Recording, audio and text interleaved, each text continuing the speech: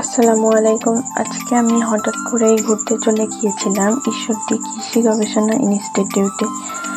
ঘুরতে যাওয়ার আর একটা কারণ হচ্ছে অনেক দিন যাবৎ বৃষ্টির কারণে ঘরে বসে থাকতে কারোই ভালো লাগছিল না।